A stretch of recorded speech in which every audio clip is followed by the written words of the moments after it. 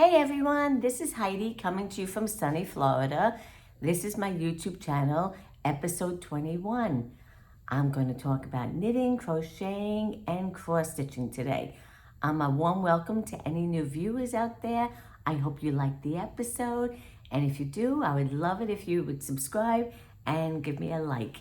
And if you're a returning viewer, thank you for coming back and always motivating me to do more, and also that I can chit chat about my life with you of crafting and other stuff.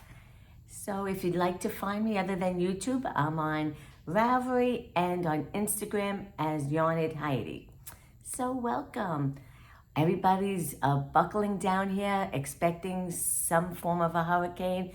I live in Southeast Florida, and the hurricane is supposed to go along the Gulf, which is not by me. I'm by the Atlantic Ocean. So I think what's going to get hit is either Central Florida and West Florida, like the Tampa area. So if anybody's out there listening and you're in those areas, I hope you stay safe. I hope it's not a terrible hurricane and it's just a little bit of rain and be done with it. So stay safe for all those out there that might be affected. So today I'm going to talk about my knitting, no crocheting, and some cross stitching. So let's dive right into it and see what I'm doing. I really don't have any finished objects. I'm so surprised. Usually I have something, but I do have a finished project, but I talked about it a few episodes before, but this time I got it framed, so I wanted to show it to you. This is a cross stitch project that I've been working on for so long, and I got it framed. Isn't it beautiful? What a nice job. Matter of fact, this was kind of like a knit along with the cross stitch shop, and the person that designed it had it framed, and I have to tell you the truth, my frame looks better than hers. Just saying. Anyway, this is it. I love it. It's 365 days of warm woolly welcomes. So fun to do. Every sheep has a little bit of embellishment on it, like the one in April has raindrops with some beads. My favorite is this July with the hearts, and the pumpkin one for October with a little pumpkin here. So adorable. Santa Claus with snow up here with beads. Really nice. This I got at my cross stitch shop called the Cross Stitch Cupboard in Wilton Manors in Florida. And I used a blue linen, I think it was 28 count. And that's it. Each month I would get, or every 2 months I would get a chart or two, and I would do it, but there was no timely fashion. Matter of fact, I had to stop this because my son was getting married. I had to work on something for that, a wedding sampler, so I put this on hold, so it took me quite a while. I love it. So I'm trying to find a good place for it. We found some place, but I'm not crazy about where it's at. So we'll figure it out. Okay, I have a lot of works in progress. Really only 5 here. I have some that I started that's not worth showing you guys. I have my cozy memory blanket, which I haven't touched in a while. So some things, I actually have more than 5 works in progress, but they're nothing much to show, and I didn't work on them for the past 2 weeks. So I'm just going to show you the things that I did pay attention to. I had kind of like a busy couple of weeks, and I'll tell you why at the life section. But let's get cracking on my works in progress. The first one is, it's called the Wallop Carol. A friend of ours from a membership I belong to, the Love and Stitches membership, gave a few of us some minis, like 10-gram minis. So we wanted to do something together with them. So we said, let's do this Wallop Carol, which entails like 24 minis or 25 minis. So this one is by Lynecki Bosman, and here it is. I started off with this green. I don't know, I just picked any color and went with it. And now I'm 1, 2, 3, 4. I'm starting on my 5th color. A size 6 needle, circular. I think it's a 16 inch. And Yeah, I'm loving doing it because I love the way the colors are going. Like, look at that pooling, so cool. And it's unique. So it's going to get very, very big. So I was inspired to do this from watching the crazy sock lady. She was doing one. Hers came out beautiful, and she was doing willy-nilly minis too. So I said, let's do it together so that whenever I wear it, or not that I'm going to wear it much in Florida, but when I go up north, I'll wear it and I'll think about my friends that participated in it and also the one that gave me the minis. So that's a little knit along amongst my friends. We're just doing it whenever we feel like it, and this is something you do when you don't need to pay attention and you just knit, knit, knit, knit, knit.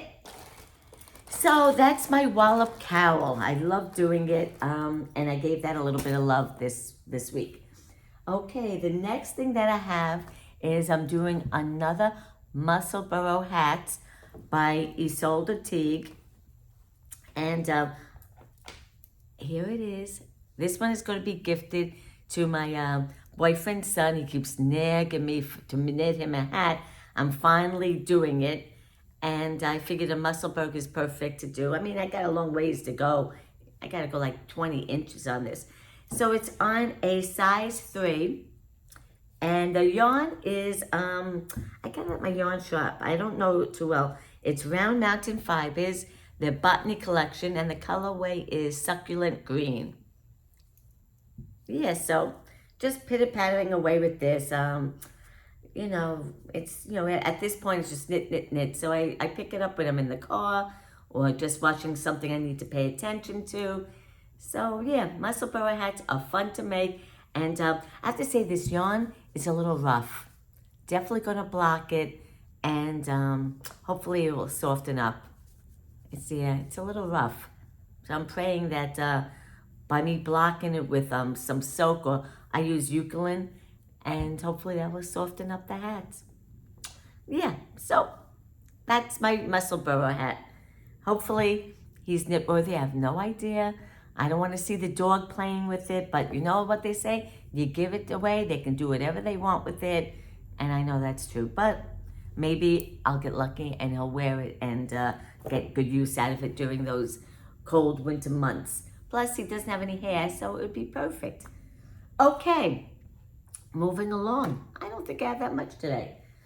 Okay, I started, I get a Yarnery subscription by Vicki Howell, mostly every month, and I pulled this out. This was a few months back. I don't even remember when. It's a shawlette. Let me see if I can get the right way going. It's very lacy, so it's hard to see. Very lacy. By Vicki Howell. And this is her yarn. It's called Montoya Light. It's 100% superwash merino. I'm doing it on a size 6. And yeah, it's kind of fun. The lacy part is a lot of fun to do. Yeah, it's fun. I'm not crazy about the yarn, only because, I mean, it's soft and all that, but the dye, I work on it for a little bit, and the green dye is all over me. I don't know why, but when I block it, hopefully a lot of that dye will come out, and, it won't get all over the place. I'm not going to give this, I don't think I'm going to give it to anybody, I'm not sure. So yeah, that's it. This was in my Yarnery box by Vicki Howell, size 6, and it's fun to do. It's very lacy though. So when I block it, I'll have to open it up. A lot of yarn overs and knit two together. Yeah. So that's my Yarnery subscription. Don't remember which one. It doesn't matter.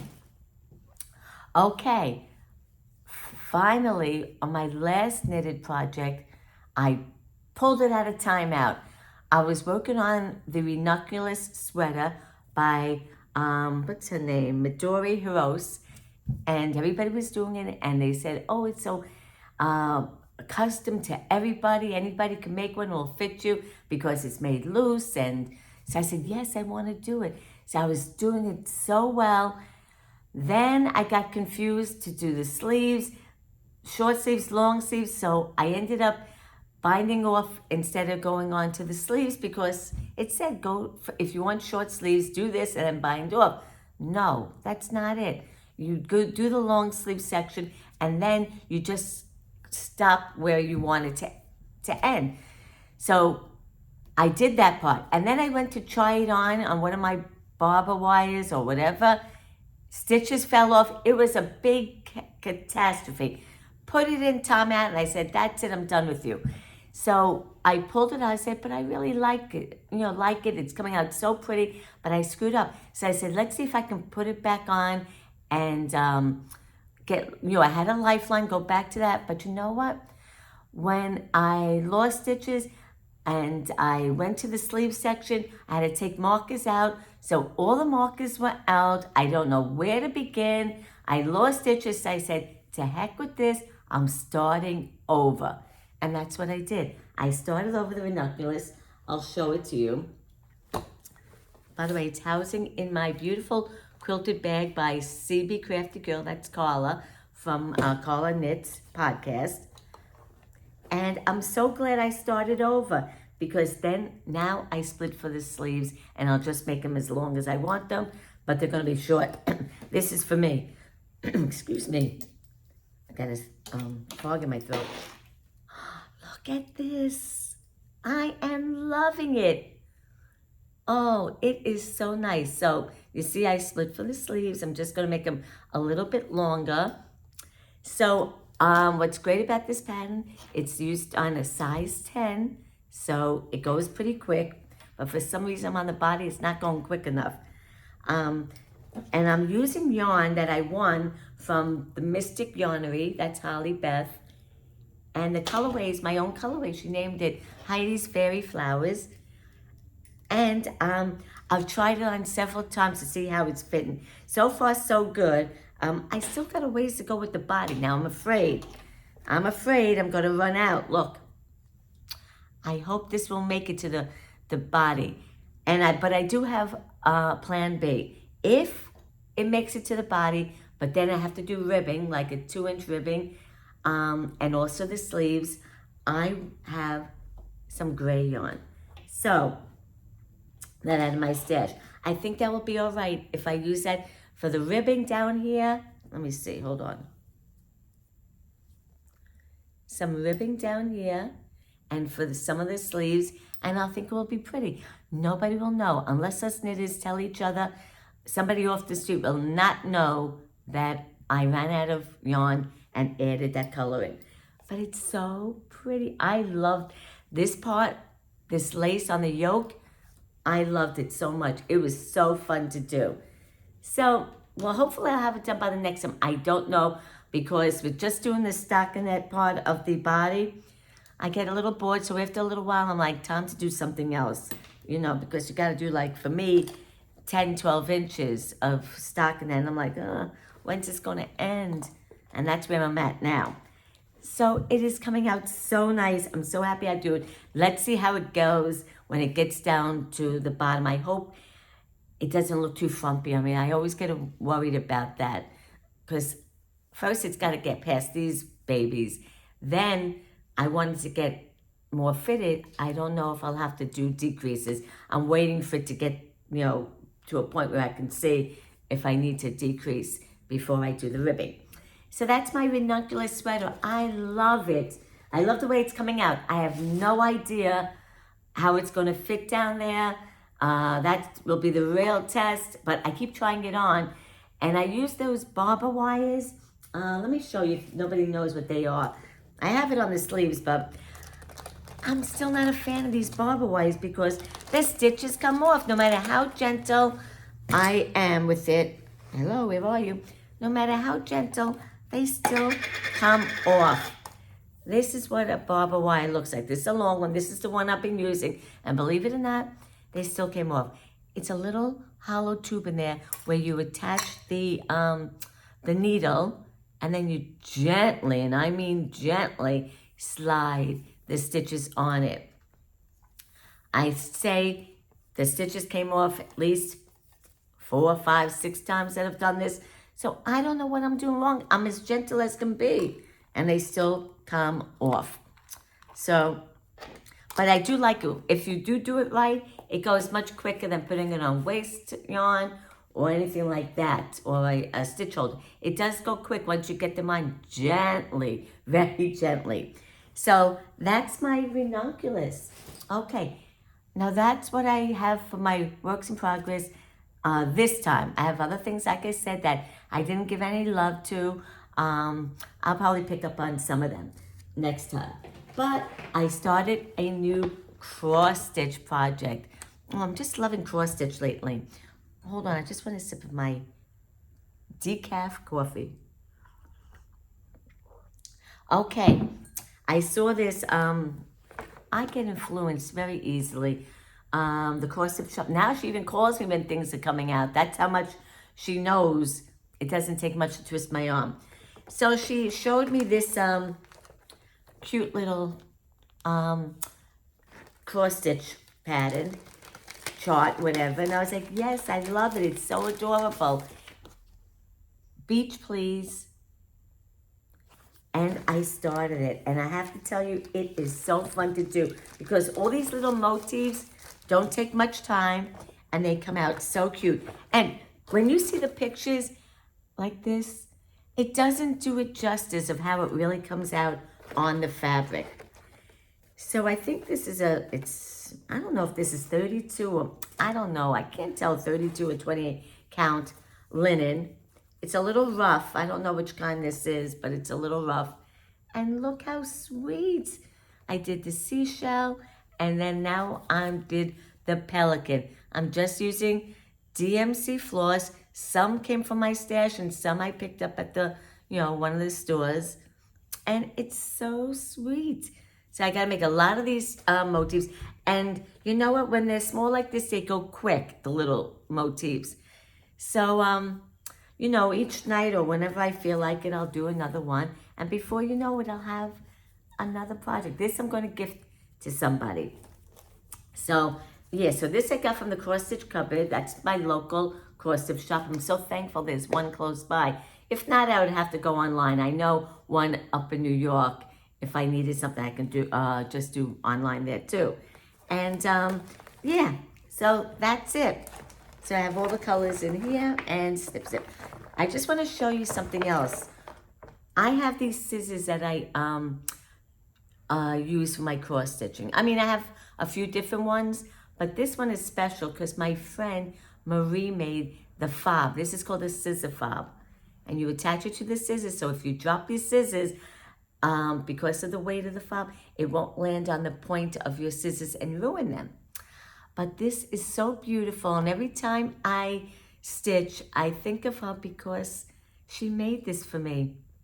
And I attach it to my scissors. And something else I want to show you that she made too. They call it an aught. It's kind of like, it's been through the ringer. So it's all kind of bent. And it's like a fancy garbage can to put your little scraps of floss. Or yarn. I have another thing my sister made me where I could put all my scraps of my yarn.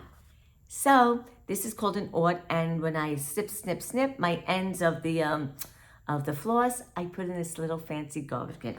So that's part of the tools of cross stitching. And then I have to show you something else.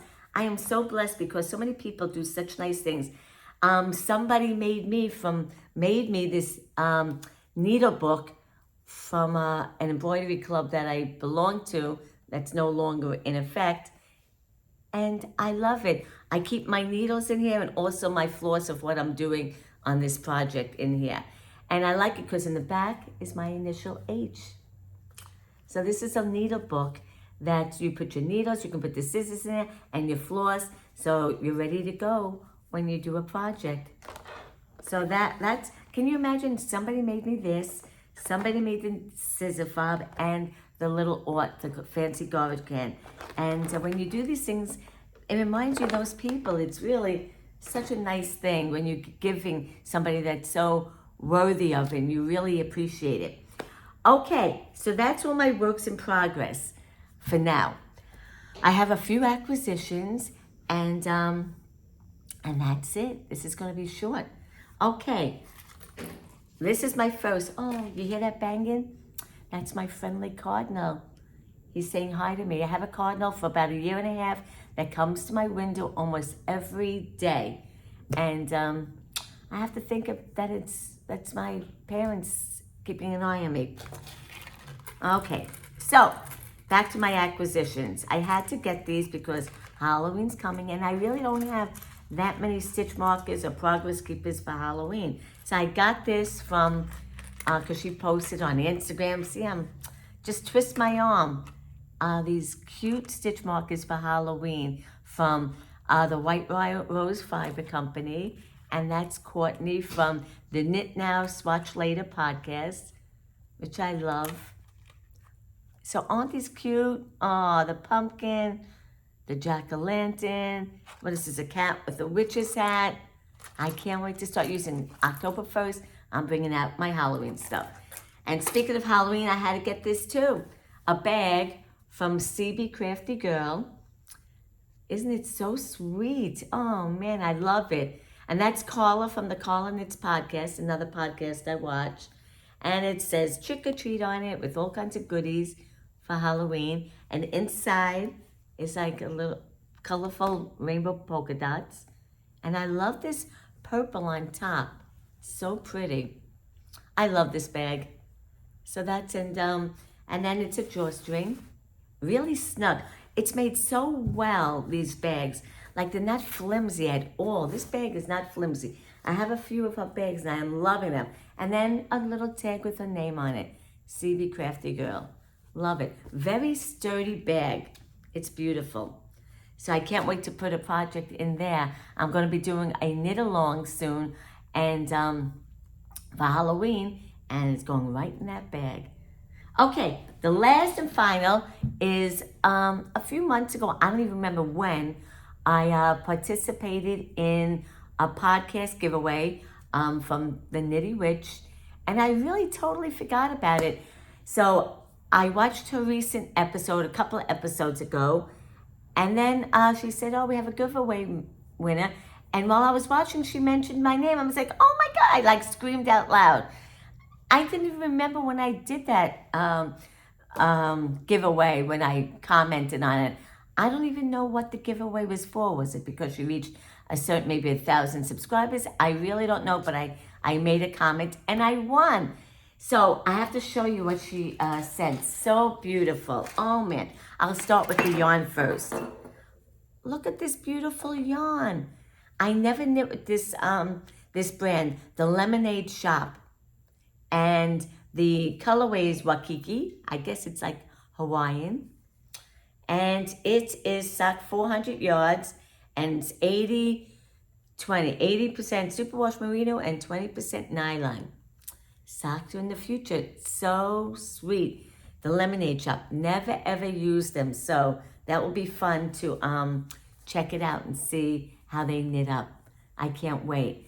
So this is from Vanessa from the Nitty Witch, and I just love it. I was so excited that I won to begin with, and then to get such a beautiful gift is wonderful. And then she included in there some stitch markers. They look like yarn balls, colorful. She loves rainbow colors, so I can see why I got all this rainbow stuff.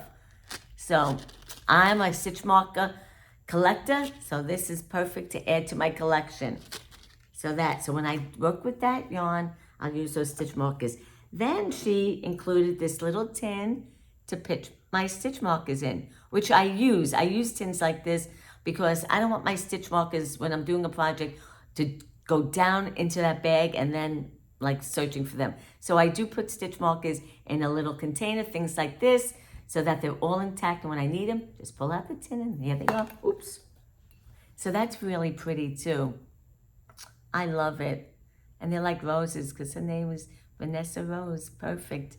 Then, to be honest with you, I loved all that stuff, but she sent me a card, and in it she goes, thank you so much for everything, but most of all for your friendship. I just love hearing that.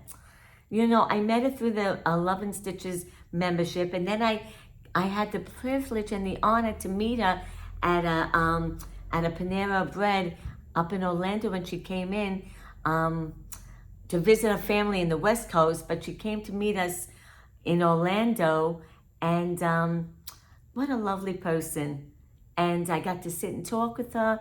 But when she wrote something like that, that's what this community is about: making friends, bonding, sharing the love of our craft, and then other things in our lives too. You make such true friendships, and so thank you so much, Vanessa. It was a pleasure meeting you, an honor to meet you, and this giveaway was just spectacular. So thank you to that. So those are all my acquisitions for now. I have a couple more coming because I'm going to participate in the Stephen West Make Along for the Twist and Turn shawl. I do it more for the journey. I don't put a timeline on it. I love learning his techniques, and doing his projects are really fun. So this will be my second year, so I'm waiting for yarn for that, and that's coming from Moon Glow Yarn Company, and I'm participating in Halloween Spooktacular. I don't know what it's called. A knit along with that, and I'm trying something new. I've never done it. It's by Boston Jen, the Pigskin Party. It's involved like during football season, where depending on how much yarn you use, you get points. I really don't know how it works. I'm dipping my feet into it and seeing how it is for this year, and then if I like it and I'm inquiring more about it, maybe I'll do it next year. I don't know. I started a pair of socks on that, but it's so little, it's not worth showing you guys. Okay, that's it, what's happening. Now I'll tell you about life. Oh, last week, my son got married. The wedding was last week. So I'll tell you a little bit about it because it was so wonderful. He got married up in New York where he was born and raised, and then life and jobs put him out in the Midwest, and now he's coming back. But anyway, he got married up there, so of course I'm going, and I wanted to go a few days before, one, to spend time with him and his, at that time, fiance, now wife, and then my friends and family. So I went on a Wednesday. The wedding was on a Saturday. So on Wednesday, got an early flight, and when I got in, rented a car, and this first stop we did was the best ice cream shop I've ever had, and it was actually rated #2 in the country like 5 years back by TripAdvisor, and it's called the Belleville Creamery. It's in Warwick, New York, where, you know, I lived for like 25 years, and the best ice cream, and the view is outstanding. I will show you a panoramic view that my boyfriend took of what you see while you're eating the ice cream. So we stopped there. That was a must, and plus it was on the way in. And to get to Warwick, I go over 2 mountains. You don't have to, but that's a shorter way. So on the top of the mountain is this creamery, and the view is outstanding. Then I stopped at my friends who I've known for just as long, like 25 years. And I stopped there, and we spent the afternoon at her house with her husband, and we ate, we talked, we went outside. It was wonderful. And then after that, we went to our bed and breakfast. We had some dinner, we walked around town. We stayed at a local bed and breakfast there. And then my son came in very late with his wife. Didn't get to chit chat too much with him because he came in like almost midnight, and we were up at 3 in the morning. So I was like, I have to say hi, you know, and then good night. The next day was a lot of fun. We did some things with my son and his wife, and then we went to West Point. That should be on everybody's bucket list. West Point is the most beautiful place, so serene, and it looks over the Hudson River. So we took a tour, me, my boyfriend, my son, and his fiance at the time.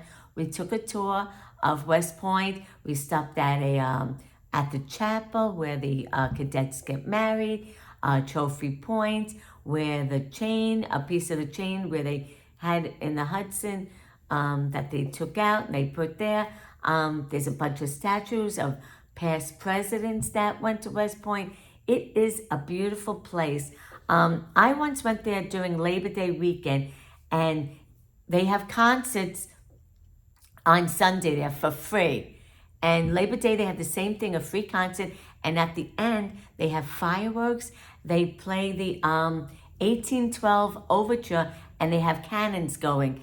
It is something else to see. So it's some wine and cheese, listen to the concert, and then during the concert, they do the theme song to every branch of the Army. And my dad was in the Army, and when they did his theme, they say to everybody, if you have a member who is in the Army or is in the Army, anything like that, stand up. So I stood up so proud for my dad, and I tell you, I had tears in my eyes. Oh, because my dad's not alive, but I know he fought in the Korean War, and it was just wonderful. So if you ever go to West Point, that is definitely a great place to see it any time of year, but also during Labor Day when they do that concert, it was wonderful.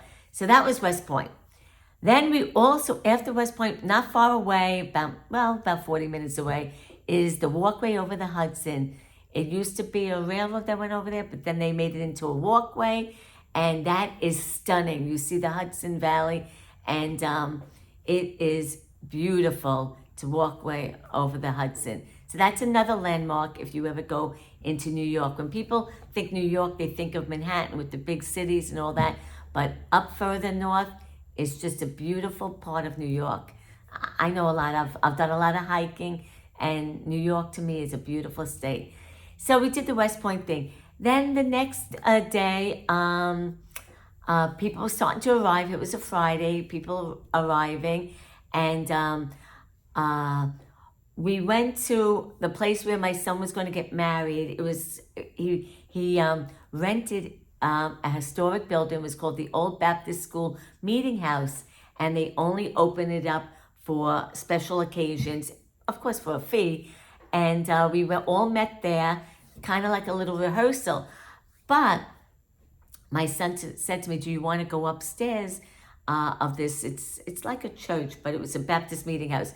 And up there is where they have the pull for the bell up on top. So all of us went up there, and we all got to ring the bell, the wedding, not the wedding bell, it's the church bells or whatever they are.